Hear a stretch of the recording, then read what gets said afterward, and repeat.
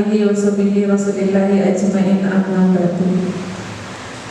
Yang terhormat Bapak Kepala Sekolah SMA Negeri 11 Tebu, yang saya hormati Bapak Ibu Majelis Guru, puji syukur kehadirat Allah Subhanahu wa Ta'ala, yang mana pada siang hari ini kita masih diberikan nikmat sehat sehingga dapat berkumpul di ruangan laboratorium. Salawat dan salam tak lupa kita aturkan kepada junjungan kita Nabi besar Muhammad sallallahu alaihi wasallam. Allahumma shalli ala sayyidina Muhammad wa ala ali sayyidina Muhammad. Semoga di akhir nanti kita mendapatkan syafaatnya, amin Allahumma amin. Baiklah, untuk memulai kegiatan pada siang hari ini, marilah kita bersama membacakan basmalah bersama-sama. Bismillahirrahmanirrahim. Baiklah, selanjutnya sambutan Bapak Kepala Sekolah SMA Negeri 11 Tebu kepada Bapak Sularno SMMPD dengan segala hormat kami persilakan. Terima kasih. Assalamualaikum warahmatullahi wabarakatuh. Kalau pembacaannya duduk saya tegak. Jadi alhamdulillahirabbil alamin, puji syukur kita panjatkan kehadirat Allah Subhanahu wa taala atas rahmat dan karunia-Nya. Pada siang hari ini kita dapat berkumpul di ruang ini dalam rangka kegiatan calon guru penggerak, yaitu aksi nyata budaya positif yang insya Allah sebentar lagi akan disampaikan kawan-kawan dari calon penggerak. Salam beserta sholawat mari sama-sama kita sampaikan kepada junjungan kita Nabi besar Muhammad sallallahu alaihi wasallam. Allahumma shalli ala sayyidina Muhammad wa ala sayyidina Muhammad. Bapak Ibu yang kami hormati, pada kesempatan ini kita akan bersama-sama mendengarkan dan mengikuti penyampaian aksi nyata dari calon guru penggerak SMA Negeri 11 Tebu atas nama Ibu Eka Lismayasari dan Ibu Listia Puskokarina. Kemudian ada lagi Ibu Triandayani dan yang terakhir Ibu Eka Sri Sulasi. Jadi ada 4 calon guru penggerak yang akan menyampaikan aksi nyata dengan tema budaya positif. Jadi keempat ini mengangkat tema sama, tapi dalam hal penyampaiannya tensinya tidak-tidak, tapi isinya hampir sama nanti. Jadi mohon kiranya dari kita semua nanti mengikuti keempat aksi nyata yang disampaikan, kemudian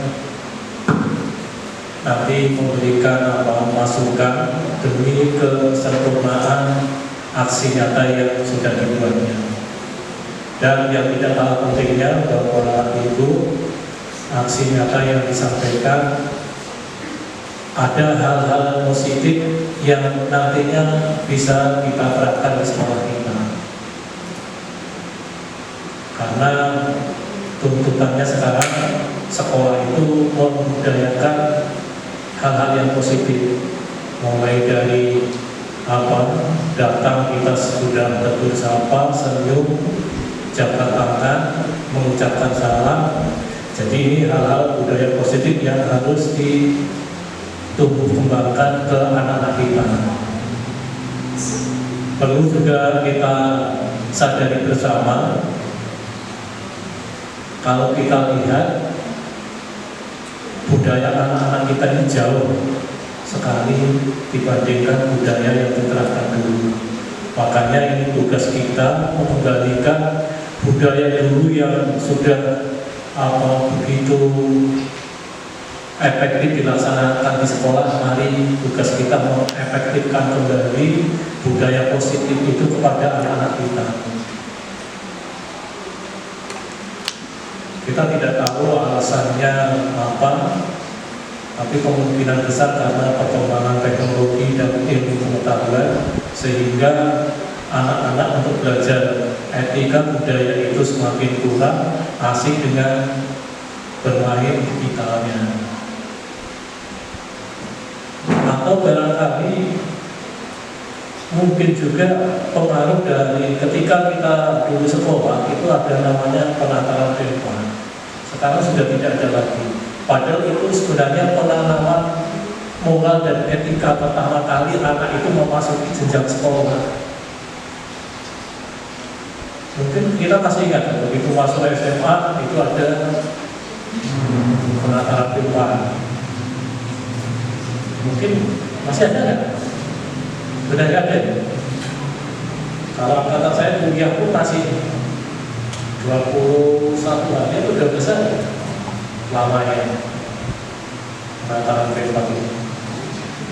Jadi Bapak Ibu, walaupun program-program itu sudah tidak ada, mari dengan dengan pembelajaran kita selipkan budaya positif di mata pelajaran kita masing-masing, sehingga nanti akan tertanam kembali anak itu membudayakan hal-hal positif di sekolah.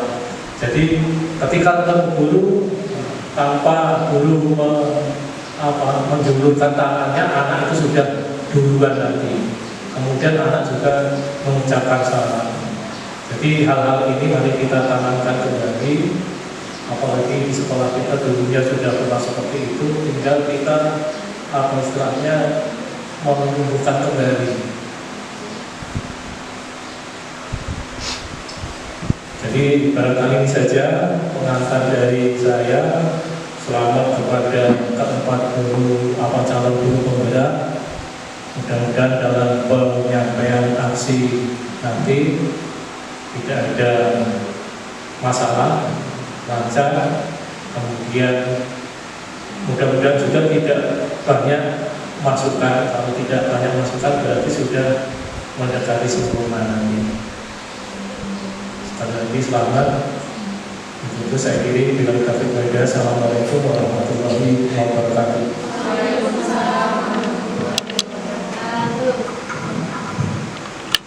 Baik, acara selanjutnya yaitu acara inti, di mana ada penyebaran pemahaman budaya positif oleh CGP Angkatan 10 yang akan disampaikan oleh Ibu Eka Lismaisari MPD. Kepada beliau kami persilakan. Bismillahirrahmanirrahim. Assalamualaikum warahmatullahi wabarakatuh. Yang terhormat Bapak Kepala SMA Negeri 11 Kabupaten Tebo, yang kami hormati Bapak Ibu Majelis Guru dan staf tata usaha SMA Negeri 11 Kabupaten Tebo. Puji syukur marilah kita panjatkan kehadiran Allah Subhanahu wa Ta'ala. Berkat rahmat dan karunia beliaulah sehingga kita pada siang hari ini telah dapat berkumpul bersama di ruang yang cerah ini dalam rangka penyebaran pemahaman dan penerapan budaya positif. Tentunya dengan harapan dengan adanya pemahaman budaya positif ini bisa menjadikan lingkungan kita, yaitu SMA Negeri 11 Kabupaten Tebo, menjadi lingkungan yang berbudaya positif tentunya. Kemudian selawat beriring salam tidak lupa pula kita limpahkan kepada junjungan kita Nabi Muhammad SAW yang telah membawa kita dari alam kebodohan ke alam yang penuh dengan ilmu pengetahuan dan teknologi seperti yang kita rasakan pada saat ini. Bapak Ibu yang berbahagia, berdirinya saya di sini bukan berarti semacam menggurui ya, tetapi saya di sini bagaimana ya kita meluruskan ilusi-ilusi yang ada di hadapan kita semua, terutama guru, tentang budaya positif. Kita mulai dengan pertanyaan pemantik. Ya, di sini disajikan ada 3 pertanyaan pemantik yang berhubungan dengan budaya positif. Yang pertama, hukuman dapat mendisiplinkan anak. Ya, jadi ini pertanyaan pemantik ini sangat erat dan seringkali kita temukan dan malah tertanam di dalam pikiran kita untuk hal-hal seperti itu. Nah, bagaimana jawabannya sebenarnya nanti kita telusuri dalam materi yang terdapat di dalam budaya positif. Yang pertama, pertanyaan pemantik, hukuman mendisiplinkan anak. Kemudian, pemberian hukuman positif seperti membaca atau membersihkan lingkungan sekolah dapat mendisiplinkan anak. Kemudian berikutnya, memberi penghargaan kepada anak dapat meningkatkan motivasi belajar. Kalau saya pribadi ya, Bapak Ibu Guru, di dalam keseharian yang selama ini memang benar tertanam di otak saya bahwasanya memberikan penghargaan kepada anak dapat meningkatkan motivasi belajar siswa kita. Namun bagaimana sebenarnya kita pahami bersama. Kemudian ada beberapa konsep inti di dalam budaya positif, Bapak Ibu ya. Ada hal-hal yang perlu kita garis bawahi. Yang pertama, disiplin positif dan nilai-nilai kebajikan universal. Ya, jadi di dalam budaya positif yang pertama ada disiplin positif. Yang kedua ada teori motivasi, hukuman dan penghargaan. Ya, apa itu motivasi yang sebenarnya? Kemudian hukuman yang bagaimana yang sekiranya boleh kita berikan kepada murid yang berefek positif bagi peserta didik kita nantinya. Kemudian penghargaan yang bagaimana pula yang sekiranya layak dan boleh kita berikan kepada murid kita. Kemudian yang ketiga, keyakinan kelas. Ya, mungkin keyakinan kelas itu kalau selama ini kita lebih mengenal peraturan kelas. Namun yang tepatnya keyakinan kelas bagaimana? Nantinya kita bahas bersama juga ya. Bagaimana kita mendefinisikan keyakinan kelas. Kemudian yang keempat, kebutuhan dasar manusia dan dunia berkualitas. Kebutuhan dasar manusia yang harus dipenuhi. Kadang-kadang kita tidak menyadari ya, setiap siswa kita bermasalah, kita tidak menelusuri apa sih latar belakangnya. Ternyata sudah pasti ada satu di antara kebutuhan dasarnya tidak terpenuhi. Kemudian berikutnya 5 posisi kontrol. Jadi kita sebagai guru itu punya posisi kontrol, ya. Kadang-kadang tanpa kita sadari kita sebagai penghukum memberi hukuman kepada murid kita. Kadang-kadang lagi tanpa kita sadari kita sebagai pembuat merasa bersalah, ya. Namun posisi kontrol yang bagaimana yang layaknya kita miliki sebagai guru, yaitu kita pelajari juga di sini, yaitu posisi kontrol sebagai manajer. Kemudian yang terakhir, ya, ketika kita menempati posisi kontrol sebagai manajer, tentu ada langkah-langkahnya yang dinamakan dengan segitiga restitusi. Jadi segitiga restitusi ini nanti bagaimana kita menyelesaikan masalah siswa melalui tahap-tahap pada segitiga restitusi. Oke, Bapak Ibu, kita mulai dari konsep inti yang pertama, yaitu tentang disiplin positif. Ya, disiplin positif dan nilai kebajikan universal. Nah, sebelum kita masuk pada disiplin positif ini ada ya. Kalau di sana saya membuat judul perubahan paradigma. Nah, di sini ada A dan B. Kita misalkan Anda dan teman Anda. Nah, jadi sebelum saya bacakan ilustrasi, di sini saya minta kesediaan 2 orang bapak atau ibu guru yang bisa membantu saya ke depan. Kita mempraktikkan bagaimana perubahan paradigma ini. Ada yang bersedia? 2 2 orang saja. Ayo, Bapak Ibu. Ayo, Bu Fitriana sama Bu Sriwin sepertinya sudah senyum-senyum. Ya, kami mohon saya minta bantuan ke depan.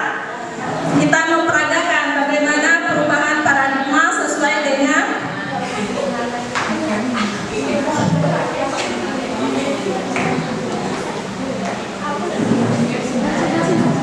Sore ya Pak. Oh ya.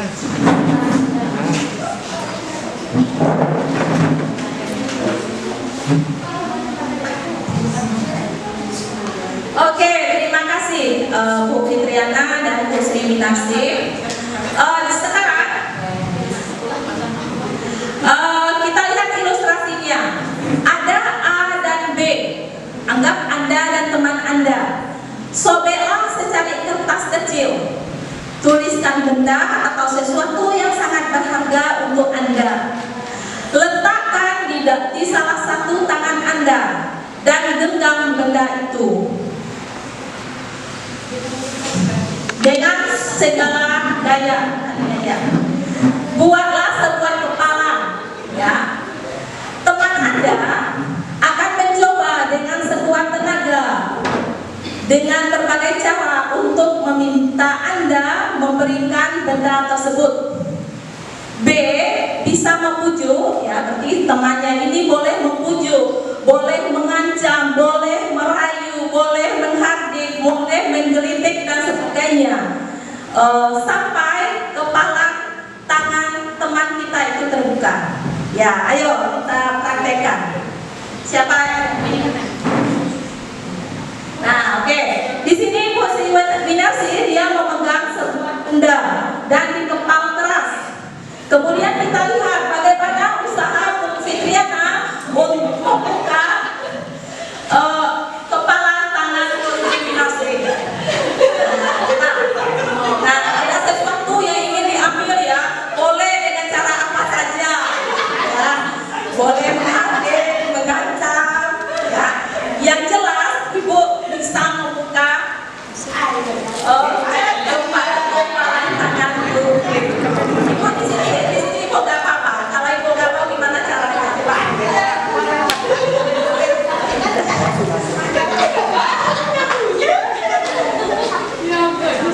Ayo Bu Yana.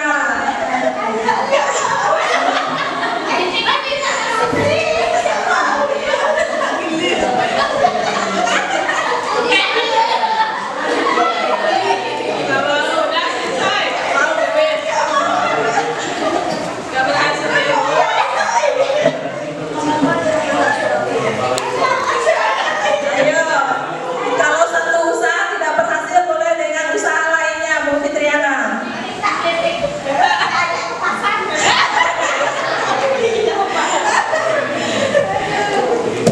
Ayo,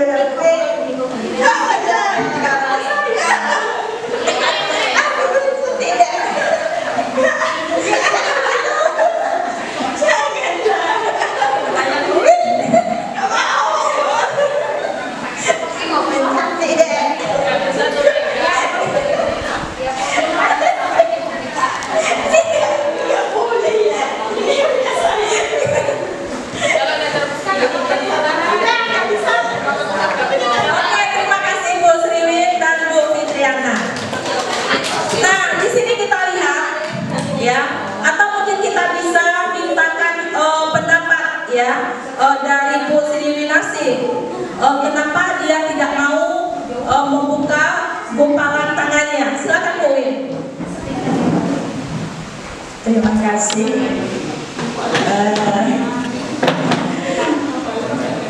Saya tidak mau membuka kepala tangan saya karena tadi Bu Eka menyampaikan bahwa yang tertulis di dalam genggaman itu adalah hal yang paling penting dalam hidup saya. Jadi saya tidak mau memberikan kepada orang lain. Terima kasih.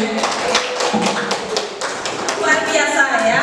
Jadi Bu Sri Winarsi sudah menyampaikan bahwa beliau tidak akan membuka kepalan, ya, kepalan tangannya, bagaimanapun usaha yang sudah dilakukan Bu Fitriana.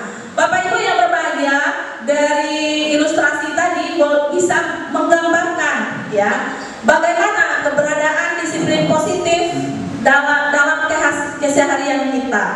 Jadi tadi bahwasanya Bu Sri Ganesha tidak akan mau membuka. Boleh kita artikan ya bahwa disiplin positif itu muncul dari diri kita. Kalau dia tidak mau, dia tidak akan membuka. Bagaimanapun usaha si teman tadi, Bu Fitriana, sudah merayunya. Jadi artinya tergantung dari kalau di budaya positif ada istilahnya motivasi intrinsik. Ya, jadi seperti itu. Dia tidak akan terpengaruh jika dia tidak ingin melakukan itu. Nah, itu mungkin semacam ilustrasi dari budaya positif yang akan kita paparkan ini. Kemudian Bapak Ibu, di sini kita lihat ya, kita sebagai guru mungkin ada yang sudah 5 tahun, 10 tahun, malah sudah belasan tahun. Sering kali kita melakukan sesuatu kebiasaan yang tanpa kita sadari, kebiasaan yang kita lakukan itu adalah ilusi, ya, adalah ilusi. Nah, di sini ada perubahan paradigma teori kontrol atau ilusi kontrol. Nah, yang pertama, ilusi guru mengontrol murid. Jadi kadang-kadang kita beranggapan ya, bahwa bahkan saya sendiri sering beranggapan kita sebagai guru itu mengontrol murid. Bagaimana murid itu harus diam, itu di bawah kontrol kita. Bagaimana murid itu harus bertindak, itu di bawah kontrol kita. Nah, Bapak Ibu itu merupakan sebuah ilusi. Tidak benar ya. Jadi ilusi merupakan suatu pernyataan yang tidak benar adanya. Kemudian yang kedua, ilusi bahwa semua perbuatan positif, efektif, dan bermanfaat. Jadi semua penguatan positif, seringkali kadang-kadang kita memberikan semacam hadiah ya, atau penghargaan kepada siswa kita yang aktif. Nah, kita menganggap dengan adanya pemberian tersebut itu sangat efektif dan bermanfaat, baik dari segi motivasi siswa kita atau lainnya. Nah, ternyata itu merupakan ilusi, tidak benar. Kita tidak menyadari ya, banyak hal-hal negatif yang terjadi di balik itu. Bisa jadi teman di sebelahnya merasa minder karena tidak mendapatkan hadiah tadi, atau bisa jadi anak tersebut kadang-kadang hilang motivasinya. Sepertinya ibu ini tidak membawa hadiah, jadi saya tidak harus aktif hari ini. Bisa jadi seperti itu. Kemudian berikutnya, ilusi bahwa kritik dan membuat rasa bersalah mampu menguatkan karakter. Ya, itu sering kali kita lakukan. Saya sendiri juga demikian. Kita mengkritik siswa dengan harapan kadang-kadang kritikan itu kita rasa bisa mengubah perilaku siswa kita itu sendiri. Ternyata Bapak Ibu itu adalah ilusi. Kemudian berikutnya, ilusi bahwa orang dewasa berhak maksa. Jadi keberadaan kita di dalam kelas, ya, karena kita guru, cenderung kita menganggap diri kita orang dewasa. Siswa-siswa kita tidak.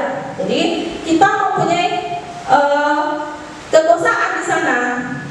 Tapi ternyata Bapak Ibu itu juga adalah ilusi. Nah, kita lihat berikutnya, ada perubahan paradigma stimulus respon menjadi teori ke teori kontrol. Ya, kita lihat di sini bagaimana di atasnya, bagaimana stimulus respon dan bagaimana pula teori kontrolnya. Siapa sesungguhnya yang memberi kontrol? Ya, jadi kita melihat apakah kontrol itu ada pada diri kita ataupun kontrol itu terletak pada pengaruh eksternal. Kita lihat di sini. Yang pertama, stimulus respon, kita mencoba mengubah orang agar berpandangan sama dengan kita. Ini juga sering kita lakukan ya, kita meminta orang itu sama seperti kita. Ternyata teori kontrolnya, kita berusaha memahami pandangan orang lain tentang dunia. Jadi di sini pada teori kontrol ya, kita tidak bisa memaksa seseorang untuk menjadi seperti kita. Namun kita harus memahami orang tersebut ya, sehingga kita berusaha memahami pandangan orang lain tentang dunia. Jadi kita harus mengerti orang dulu supaya orang itu bisa seperti kita. Ya. Kemudian yang kedua, stimulus responnya, perilaku buruk dilihat sebagai suatu kesalahan. Itu sudah pasti kita kecenderungan seperti itu ya. Sesuatu yang tidak bagus itu kadang-kadang kita menganggap itu sebuah kesalahan tanpa melihat ada apa manfaat hikmah di balik semua itu. Teori kontrolnya, semua perilaku memiliki tujuan. Jadi kadang-kadang perilaku buruk sekalipun itu ada tujuannya juga Bapak Ibu. Itu kadang-kadang kita sebagai guru jarang sekali menelusuri hal yang demikian. Kemudian yang ketiga, stimulus respon, orang lain bisa mengontrol saya. Sementara teori kontrolnya hanya Anda yang bisa mengontrol diri Anda. Nah, ini sama seperti yang diperagakan oleh Bu Sri Winarsi dengan Bu Fitriana tadi ya. Jadi stimulus responnya orang lain bisa mempengaruhi saya. Ya, ternyata hanya diri kita yang bisa mengontrol diri kita sendiri. Jadi bagaimanapun usaha yang dilakukan Bu Fitriana, entah merayu, membujuk, menghadik, namun Bu Sri tidak akan membuka kepalan tangannya. Nah, kecuali keinginan dari hatinya, ya udah saya kasihan sama dia, saya buka. Jadi itu kan muncul dari diri Bu Sri Winarsi tadi. Itu dinamakan dengan teori kontrol. Kemudian berikutnya, pemaksaan ada pada saat bujukan gagal. Berikut kolaborasi dan konsensus menciptakan pilihan-pilihan baru. Kemudian yang terakhir, model berpikir menang atau kalah. Kemudian teori kontrolnya, model berpikir menang-menang. Jadi kadang-kadang kita berpikir ada yang menang, ada yang kalah. Namun pada teori kontrolnya itu menang-menang. Selanjutnya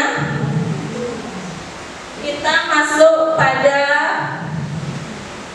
masih pada perubahan paradigma stimulus respon ya. Di sini ada teori kontrol seperti yang dipaparkan tadi.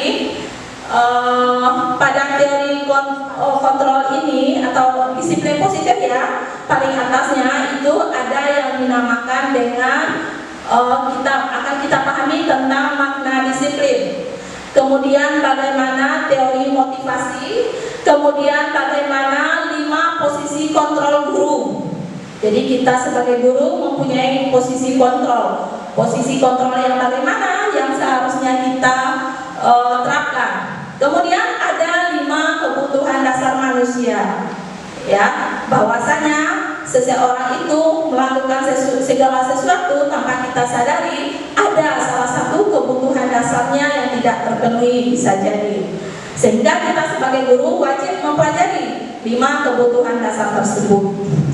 Kemudian dari posisi kontrol tadi, ya, posisi kontrol yang bagaimana? Yang selayaknya dimiliki oleh seorang guru, tentunya dia melalui langkah-langkah yang dinamakan dengan segitiga restitusi. Jadi pada segitiga restitusi ini kecenderungan pada penyelesaian masalah yang dialami oleh siswa melalui langkah-langkah. Ya, kemudian ada keyakinan kelas, kemudian nilai-nilai kebajikan universal. Oke, lanjut Bu. Kita masuk pada disiplin positif. Disiplin positif, ya. Disiplin bukan suatu hal yang asing bagi kita. Bahkan setiap instansi sudah punya tata tertib, aturan, ya, yang harus dipatuhi. Tiada lain untuk menerapkan disiplin. Nah, apa itu disiplin? Disiplin itu sama artinya dengan belajar. Jadi Bapak Ibu, disiplin itu sama artinya dengan belajar. Menurut bahasa Latin, belajar berasal dari kata disciplina yang berarti belajar. Kemudian disiplin mengacu pada disiplin diri yang memiliki tanggung jawab atas apa yang dilakukannya. Jadi kecenderungan disiplin itu pada diri ya, pada sikap tanggung jawab terhadap apa yang kita lakukan berdasarkan nilai-nilai yang kita yakini. Kemudian berikutnya, apa itu disiplin positif? Nah, disiplin positif di sini merupakan salah satu cara penerapan disiplin yang bertujuan untuk menumbuhkan kesadaran dan memberdayakan murid tanpa imbalan penghargaan, ancaman, dan hukuman. Jadi inilah yang ingin kita capai, disiplin positif ya. Bagaimana kita memunculkan kesadaran pada peserta didik kita? Tentu kesadaran itu muncul dari dirinya yang dinamakan dengan motivasi intrinsik. Ya, tanpa adanya motivasi intrinsik tidak akan bisa berjalan disiplin positif Bapak Ibu. Ya, motivasi ekstrinsik itu sedikit sekali pengaruhnya terhadap kita. Bahkan kadang-kadang bisa bisa merusak kreativitas dan motivasi anak. Ya, contoh motivasi ekstrinsik misalnya pemberian penghargaan misalnya ya.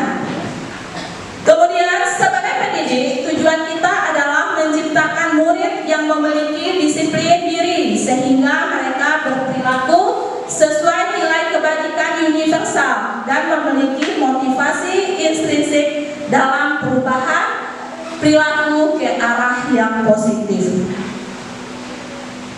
Kemudian Bapak Ibu, ini mungkin merupakan istilah yang langka ya, langka sih tidak pernah kita dengar, namun jarang sekali kita temukan dalam keseharian kita, yaitu nilai-nilai kebajikan universal. Jadi di sini Bapak Ibu, nilai-nilai kebajikan adalah sifat-sifat positif manusia yang merupakan tujuan mulia yang ingin dicapai setiap individu. Nilai-nilai tersebut universal dan lintas bahasa, suku, bangsa, agama maupun latar belakang. Jadi universal itu biasa kita kecenderungan mengartikan bersifat umum ya, bersifat umum. Nilai kebajikan itu sifat-sifat positif manusia yang merupakan tujuan mulia yang ingin kita capai. Kemudian dengan mengaitkan nilai kebajikan yang diyakini seseorang, maka motivasi intrinsiknya akan terbangun ya, sehingga menggerakkan motivasi tahun 1998. Jadi artinya begini Bapak Ibu, seandainya kita sudah meyakini sesuatu yang dinamakan dengan nilai kebajikan ya, keyakinan itu tentu ada pada diri kita. Ketika kita sudah meyakini itu, tentunya kita ingin dan muncul motivasi kita untuk melaksanakannya ya. Jadi tentunya dimulai dari suatu keyakinan, wah ini harus saya lakukan. Jadi itu muncul dari diri saya. Itulah yang dinamakan dengan nilai kebajikan universal. Nilai kebajikan yang ingin dicapai oleh setiap anak Indonesia kita kenal dengan istilah ya di kurikulum merdeka, yaitu profil pelajar Pancasila. Nah, ini profil pelajar Pancasila sebenarnya tidak hanya di kurikulum merdeka, sebelumnya sudah ada yang dinamakan dengan pendidikan karakter. Ya, namun sekarang lebih rinci terdiri atas, dia sudah mendefinisikan menjadi 6 dimensi: beriman dan bertakwa, mandiri, bernalar kritis, kebinekaan global, bergotong royong, dan kreatif. Jadi untuk mencapai ini harus ada nilai kebajikan universal yang diyakini oleh murid kita. Ya, jadi suatu tujuan dari pendidikan Indonesia saat ini ingin membentuk profil pelajar Pancasila. Kemudian Bapak Ibu, konsep yang kedua dari budaya positif yaitu teori motivasi, hukuman, penghargaan, dan restitusi. Jadi ini seringkali bahkan setiap hari kita temukan ya. Nah, supaya lebih refresh kita lihat dulu, kita tonton dulu video, dan video ini mungkin mencerminkan salah satu mungkin atau mudah-mudahan tidak ada siswa kita yang seperti ini.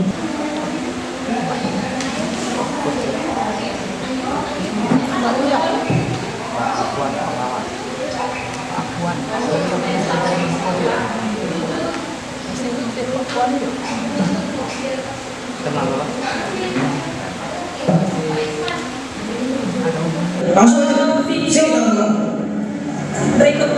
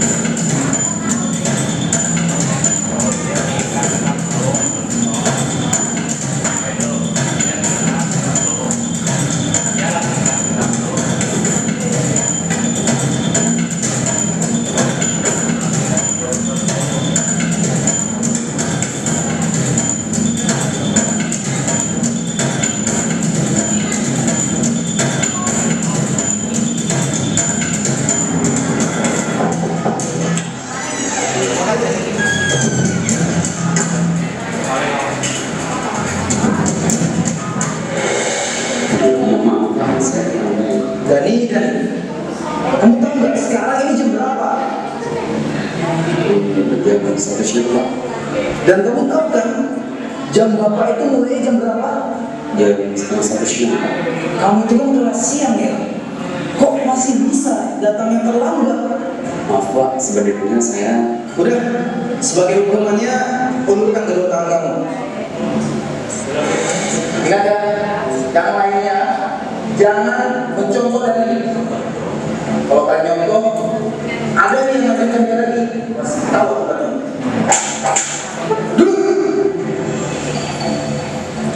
Oke, anak-anak sekalian, buka halaman 120. Silakan kalian baca dulu tuh berdua. Bila ada yang ingin ditanyakan, langsung tanyakan kepada Bapak.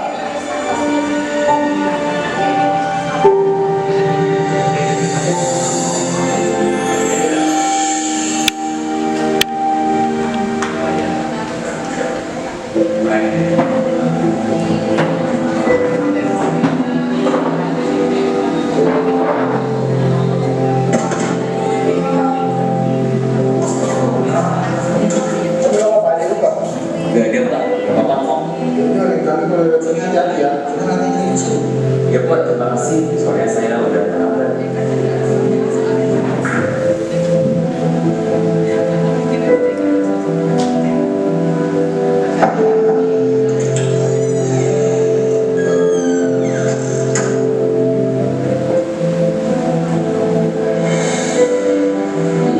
Maaf Pak, saya terlambat.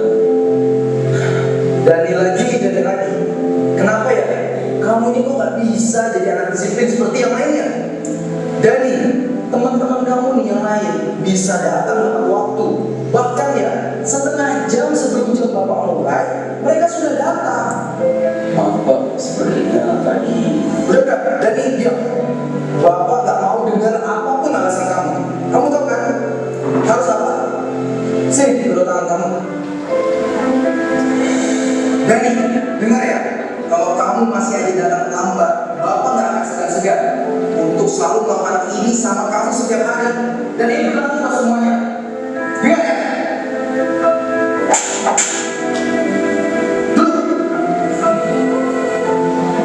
Ya sudah, yang lain perhatikan kembali. Kita lanjutkan pelajaran yang sebelumnya.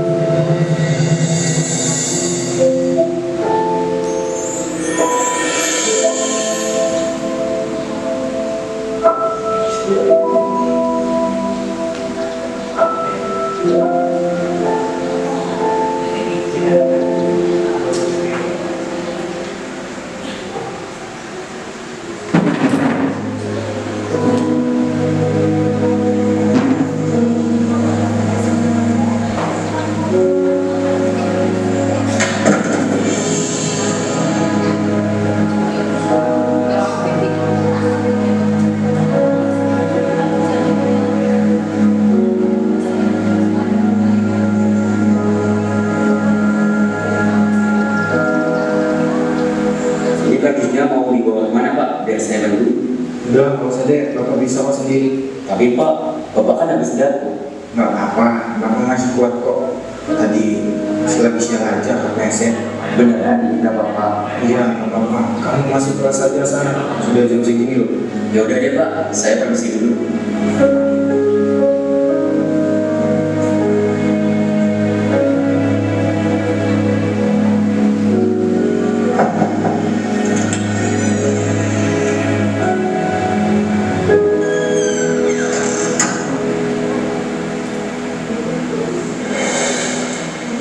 Maaf Pak, saya terlambat. Dani, kamu lagi. Kamu itu nggak kapok-kapok ya, Bapak kasih hukuman. Kamu itu kan masuk siang loh.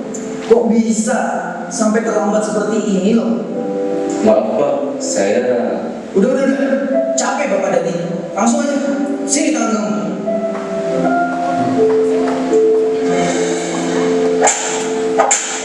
Duduk. Ingat ya anak-anak, Bapak mau kalian semua tuh harus disiplin. Jangan mencontoh Dani datang ke sekolah seenaknya aja, datang terlambat. Gimana mau sukses nantinya? Gak akan bisa sukses seperti itu ke depannya.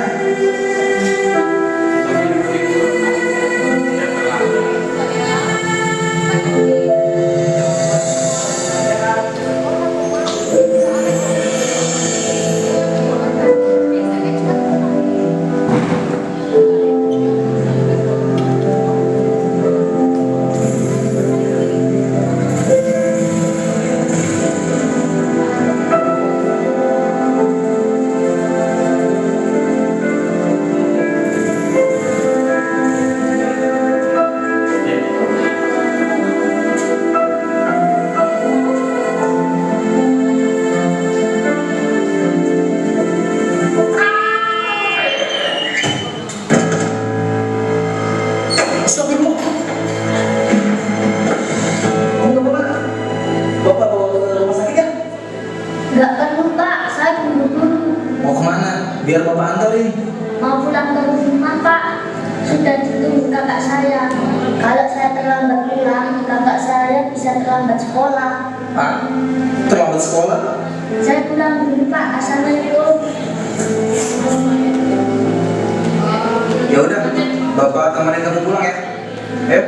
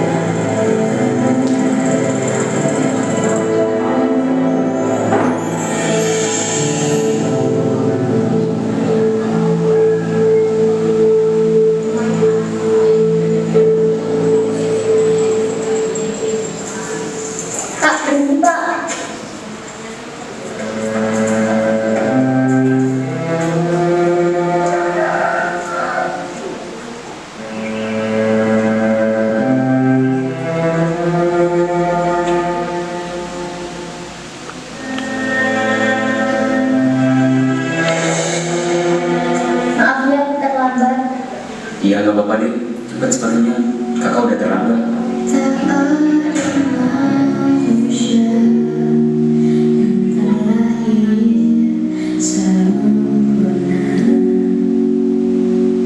Jangan kau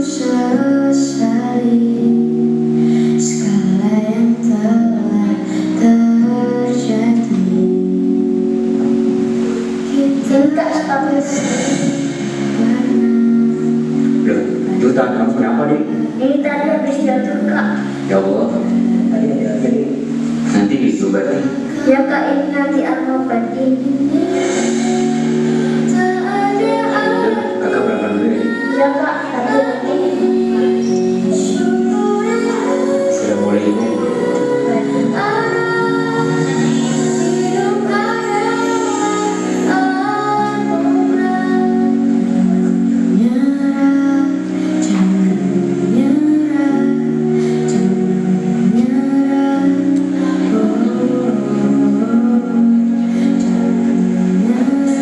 Mari Pak. Ya, hati-hati.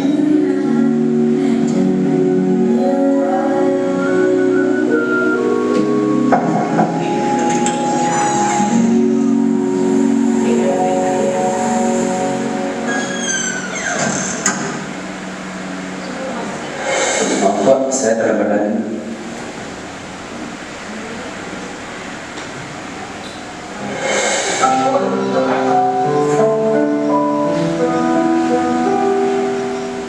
Mas Dani, maafkan Bapak ya. Karena Bapak udah berprasangka buruk sama kamu dan tidak mau mendengarkan sedikit pun penjelasan dari kamu.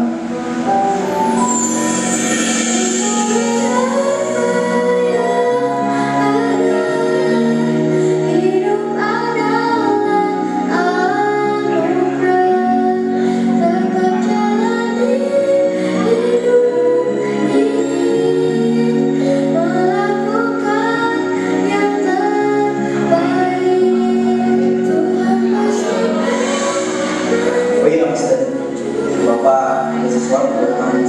Bentar ya. Ini Bapak ada hadiah, mungkin tidak seberapa buat kamu. Tolong diterima ya. Apa ini Pak? Ayo, dibuka aja. Kamu lihat aja sendiri. Bapak yakin kamu pasti suka.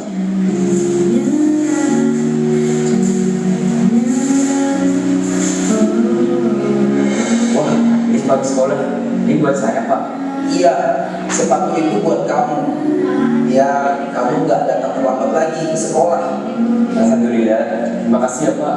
Saya janji tidak akan terlambat sekolah lagi. Iya, Bapak juga ucapkan terima kasih.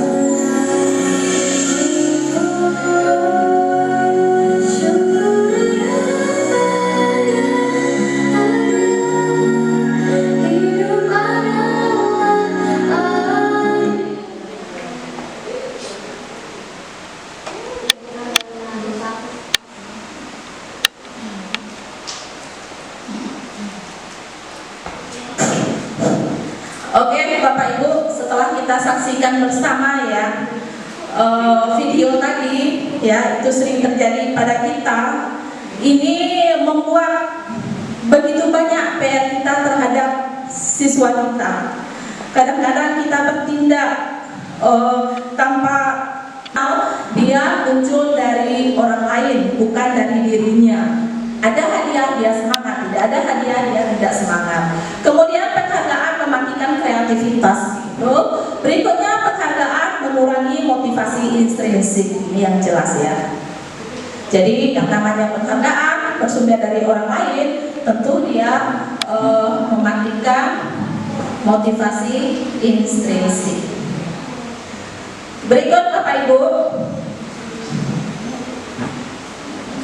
perbedaan hukuman dan konsekuensi. Ya, di sini ada perbedaan antara hukuman dan konsekuensi. Kita selama ini ya jarang sekali sudah kenal sih, tetapi menerapkan kata konsekuensi di dalam keseharian kita jarang sekali. Jadi kita lihat dari tingkahnya aja. Ya. Tindakan guru, berarti tindakan kita ya. Perbedaan antara hukuman dan konsekuensi. Yang pertama, mencatat 100 kali di dalam buku kalimat saya tidak akan terlambat lagi karena terlambat ke sekolah. Jadi ketika siswa kita itu terlambat, kita suruh dia membuat perjanjian, tulis 100 kali di buku kamu kata ini gitu. Nah selama ini kita memberi mereka hukuman dengan harapan ada efek jerahnya. Nah, ini apakah hukuman atau konsekuensi?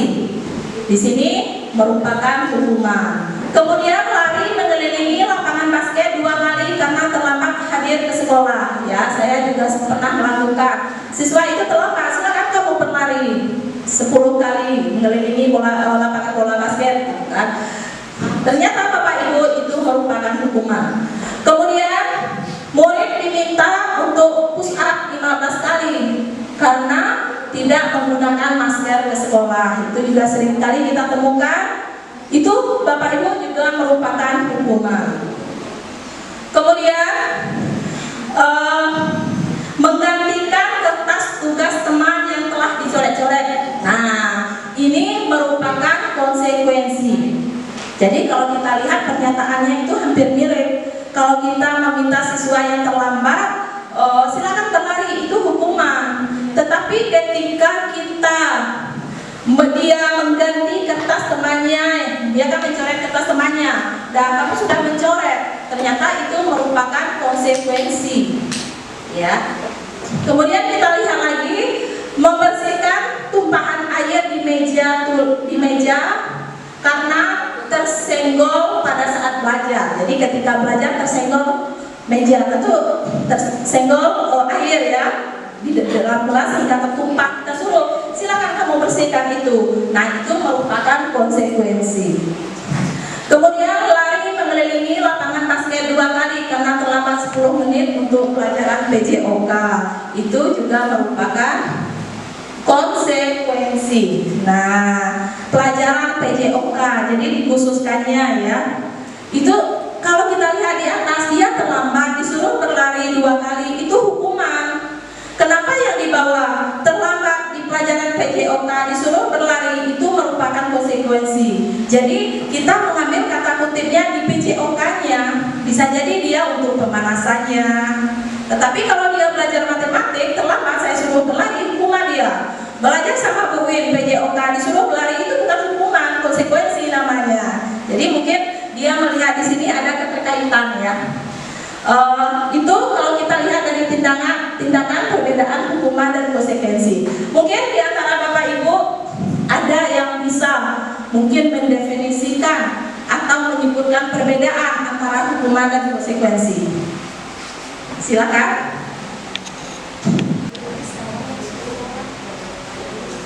Udah, Bu.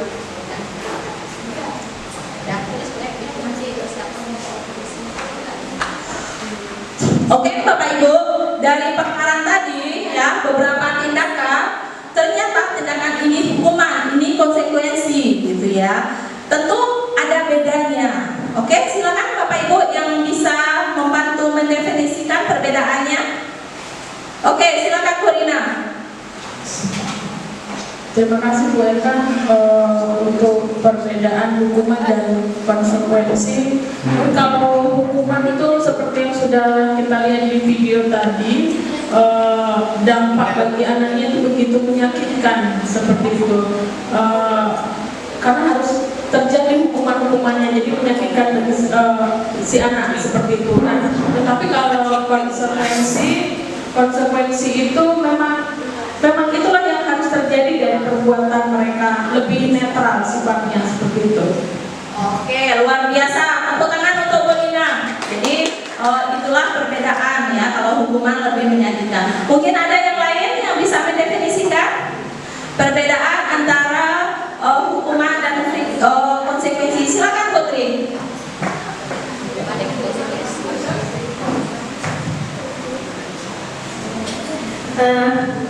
Baik, terima kasih Bu Eka atas kesempatannya. Jadi perbedaan antara hukuman dan konsekuensi, jika hukuman itu bersifat satu arah, artinya apa?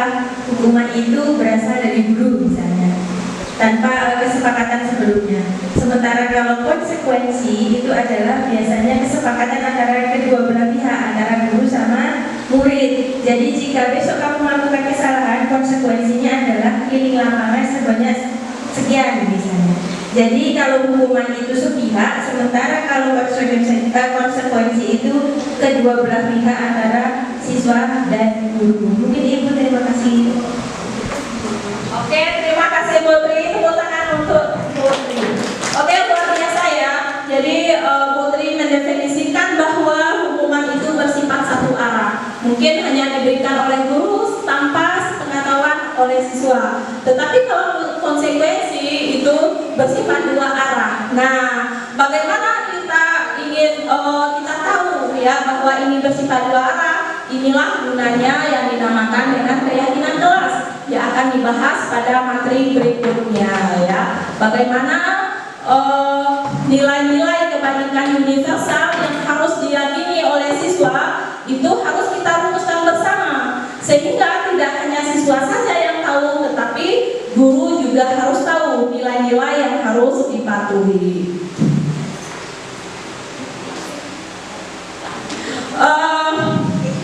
Demikianlah Bapak Ibu ya, beberapa materi inti yang saya paparkan di sini sebenarnya tidak jauh dari kehidupan kita. Bahkan setelah kita tahu materi ini membuat ya kita terbesit untuk memperbaiki sikap kita sebagai guru dan bahkan menambah PR besar bagi kita. Kalau selama ini kita mau bisa mengukur dengan harapan anak bisa berubah, bisa jelas, ternyata itu tidak tepat ya. Itu ada yang lebih tepat bagaimana menyelesaikan masalah yang demikian.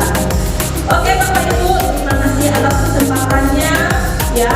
Semoga dengan adanya penyebaran pemahaman budaya positif di sekolah kita, khususnya di SMA Negeri 11 Kabupaten Tebo, menjadi ya budaya yang diterapkan dalam keseharian.